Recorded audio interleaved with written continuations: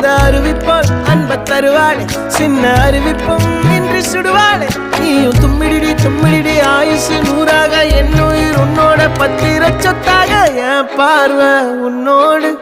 உன் பொம்மை கண்ணோடு பேசாமல் விண்ணோடு நாம் மிதந்து போவோம் காதாரா அடியாளோ